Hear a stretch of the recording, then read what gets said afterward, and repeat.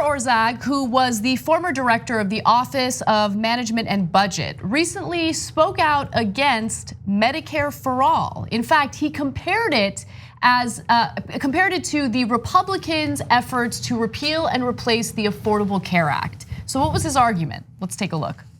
Can I comment really quickly on single payer, because I'm now out of Washington and I can kind of watch it from afar. And my strong impression is that single payer is the Democratic equivalent of repeal and replace. So it's really easy to say, it's very popular on the campaign trail, and it will never be legislated because the details are too hard. But what's to make the math work, because you're taking insurance away from 150 million Americans who have it through their employer.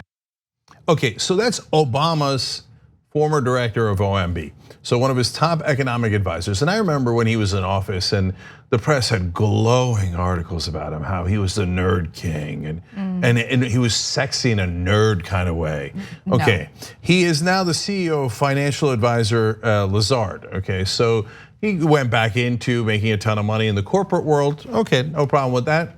But he gives you a sense of his perspective. And his perspective is, corporations must maximize profits, and if you don't get insurance because of that, or your kid has cancer and he doesn't have insurance, I guess that's a sad day for you. We got to go make money, okay?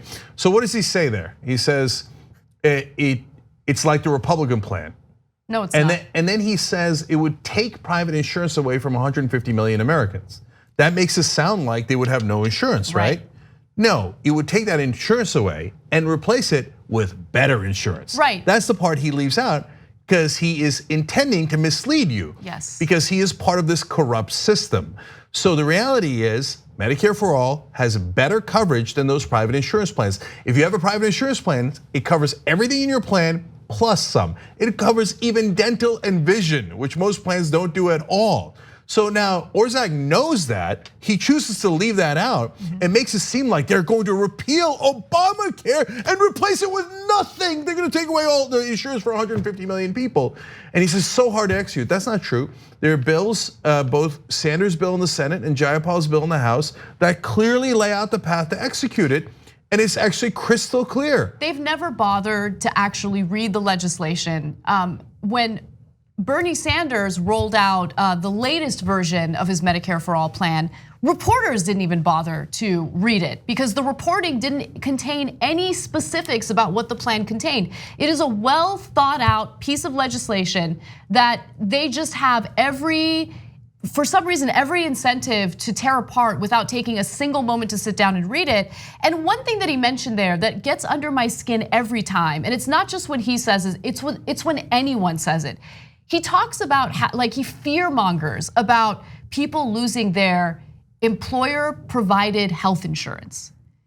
I have news for you. It would be wonderful if people didn't have to rely on employers to provide health insurance, because that makes people stay at jobs that they don't want to stay at. That deters people from starting their own small businesses. If you have a family and that family is dependent on your employer's provided insurance, you're not gonna leave that job and take a risk to start a small business. So think about how much the economy would be stimulated and how much job growth could be created through people who feel the freedom to leave an employer and start their own business. They never talk about that, they don't care. They're much more interested in protecting the system that's been so great for them so far. But people are dying under this system. People are suffering under this system. I don't want to be dependent on my employer, sorry, Cenk, to give me health insurance.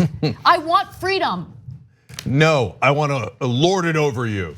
No, but that's what a lot of people feel, Cenk. A lot of people feel like, hey, I don't have the option to leave, to look for a better job, to do this or to do that, right? Of course, I'm kidding. No, I know you are, but anyway.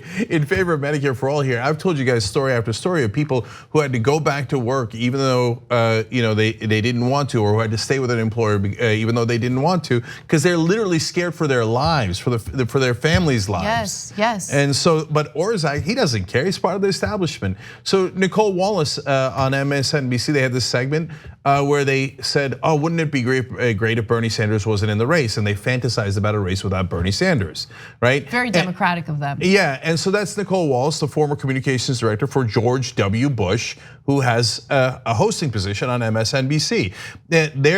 Washington's version of progressive is MSNBC, filled with Republicans like Joe Scarborough, Donnie Deutsch, who says he'd rather have Trump than Bernie Sanders, former Bush officials.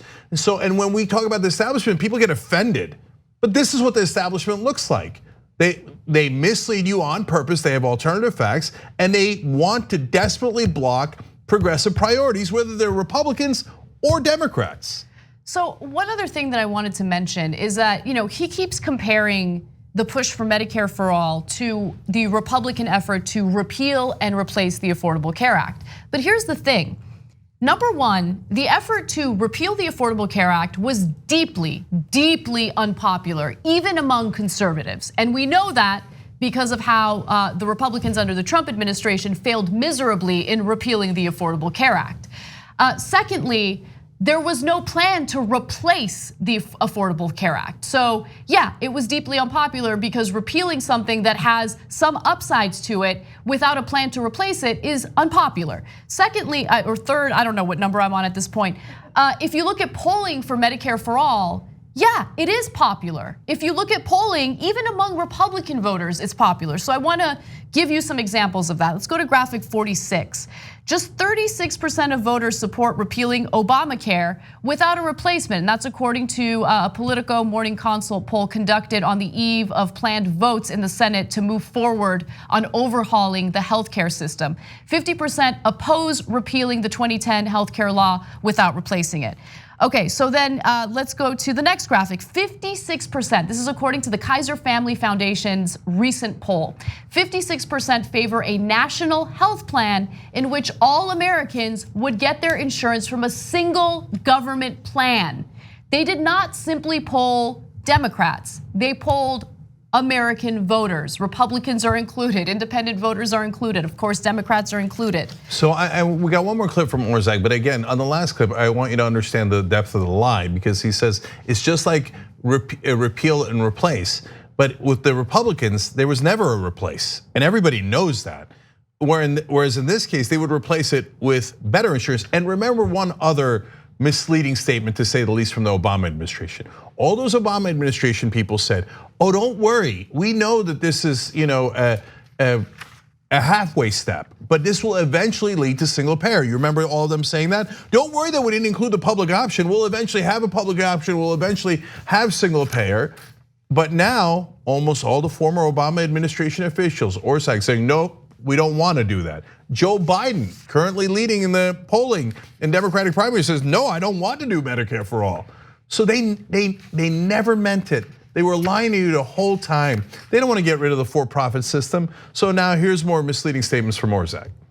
One of the kind of hidden secrets of single payer is you get savings by capping the payments to providers at a certain level relative to the variation that we see among private insurance companies. Well, you can do that without creating a single public insurance plan, which is exactly what the state of Washington is now doing. So I think what you're going to start to see is this bogeyman of single payer as we move past the campaign mode, devolve into more targeted proposals that people have not been paying attention to. By the way, there are massive consequences to what I just mentioned for hospitals, for example, but those become the more practical realities of this, quote, single payer debate. Okay, two super important things out of there. I have to say one quick thing. It's so incredibly insulting for him to claim that people are not paying attention. Like, while people are watching their family members suffer, in some cases die, believe me, I can guarantee you they're paying very close attention. So dismissive of like the American public. Go ahead. So he says, well, we could just cap the payments at a certain price. We don't need single payer for that. First of all, that's not the only thing single payer does. Single payer does a lot more than that. Do you not know that, Peter Orszag? Okay, so you're taking that one portion that you say is good about single payer. I agree with you that it's good. Well, did you guys do any of that under the Obama administration when you were in charge? No. Not only did you not do that, you said the government is not allowed to negotiate drug prices, which is unbelievable, which is the exact opposite of capitalism, by the way. So you did crony capitalism on behalf of the drug companies. I know what you said at the time. Oh, I had to. The drug companies are so powerful. And what does that mean? That means they bribed so many politicians, by the way, including Democrats. So we had to say to them, you can make extra profit from the American taxpayer because we surrender. Now you're gonna turn around and tell us, oh, it's no big deal. We could just cap the prices for medical treatments. You didn't do it for drugs, let alone medical treatments. Not while you were in charge. So don't pretend like you're gonna do it if we don't get single payer. And finally, there was one other really important thing that he said there. After the election, we'll get to real policy proposals. During the election, they'll talk about single payer and Medicare for all. What he's referring to is the establishment candidates that are pretending to be for Medicare for all. But he's saying here to this business community, don't worry, they don't mean it at all. There's only a couple of people you have to worry about. And if we could just get rid of them, then we'll have all the fake progressives. And just like another person, they will promise a lot of change. And then after the election, they'll come work for you guys. If you guys make that mistake again, and a corporate Democrat wins and does not fight for Medicare for all, doesn't come close to getting Medicare for all, does nothing for their 4 years, you'll get somebody worse than Trump. And then that person will be the nominee 4 years from now. So we've wasted at least 8 more years doing nothing at all. And Orszag goes there and brags about it, and everybody's like, bravo, why? They're all rich, they're all powerful. Of course they want to protect the status quo. That status quo has given them everything they've ever wanted. It's crushed the rest of us. And that's why they amusingly talk about how after the election, we won't do anything. Thanks for watching this free clip of the Young Turks. Don't forget to become a TYT member today. For more exclusive content, join now at tyt.com/join.